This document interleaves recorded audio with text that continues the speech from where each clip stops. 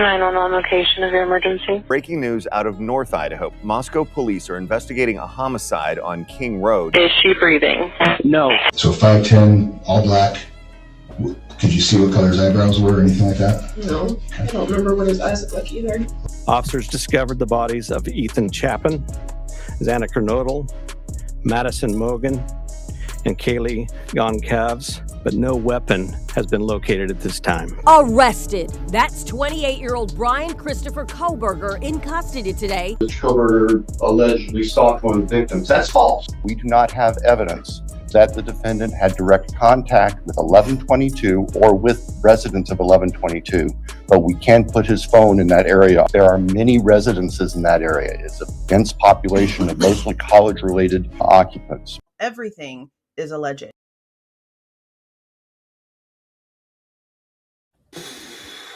All right, I gotta stop for a second, guys.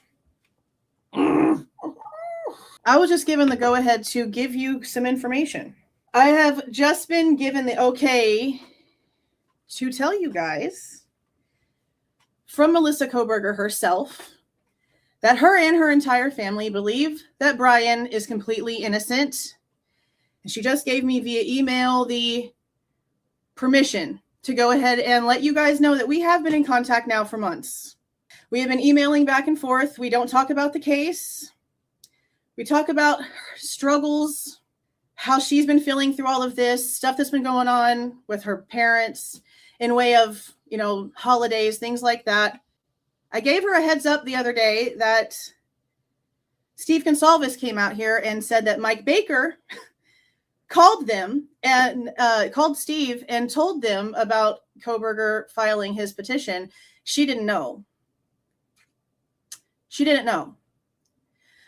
But what she did say, I messaged her on Monday and I said, Mel, oh my God, I just saw the article. She responded today, because it's every few days we go back and forth. Yes, I can finally openly say I believe in my brother's innocence. I said, I wish I could share this, but I'm glad it's out there in some way. It was time. She just said, you can share this. I believe he's innocent. Yes. And I said, well, that means I would officially have to tell them that we've been in contact. If you're okay with that, I am. And I'll say it as soon as you tell me to, but only if you want to. You guys already know how I was with Xana's mom and everything else. She just said, my mom wanted to add the whole family believes he's innocent and she doesn't care if you share that. Then she added, that's completely fine with me. You can let them know we've been in contact. This is a verified contact. Y'all know who I am. She reached out to me because of how unbiased I have been in the way that they've reacted. And I have even admitted to her, I know that I can be really harsh on the Goncalveses. I feel like the emotions on that side of thing are extremely pure. Extremely pure. You can tell. None of the conversations I've had with Melissa have ever given me any sort of red flag. It's been very, very mellow, very, humble is really like the only word I can really give you. Very down to earth. Very realistic, open, very down to earth. But yeah, we've been in contact for a few months now via email. I'm glad I can actually finally tell you guys. So she just sent me this. She says, I know there's some things I can't talk about at the moment, but still, I thank everyone for their support. I told you guys in passing over the past few months or so that I know the family watches. I know they pay attention to the things that we're paying attention to. That's why I said, once we have a go-ahead, we're down. There's a reason why I kept telling you guys, don't donate to anything. Now, we haven't had any discussions. But I knew that if there was ever something actually happening in way of funding, I had a way to verify it.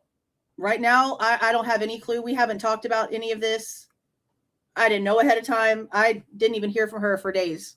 But if something happens and that starts, we have a direct connection to where if money does need to be funded, it's not some weirdo who just says whatever. No, we have a direct connection to the family. So it is what it is. But now you guys know. And they thank y'all for paying attention and not just listening to the mainstream media rhetoric. The fact that so many people put a lot about what they claim wrong with Bryan out there when it's a lot of autistic traits really bothers her because she knows better. She knows better. And I'll tell you what, she sent me a photo of them all at Christmas, the Christmas before when they were all together. And the smiles between the three of them, they don't look fake.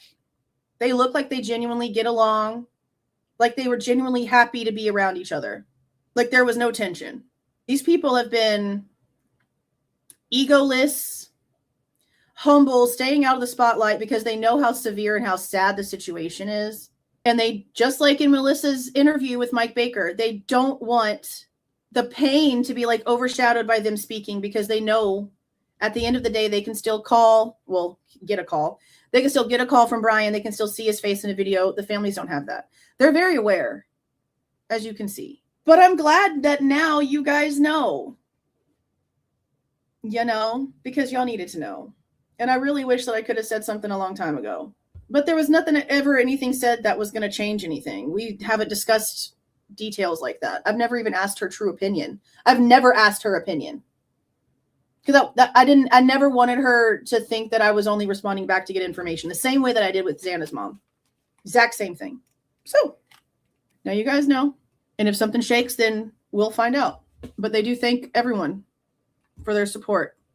And that's coming from the whole family. The whole family believes he's innocent, and she doesn't care if you share that.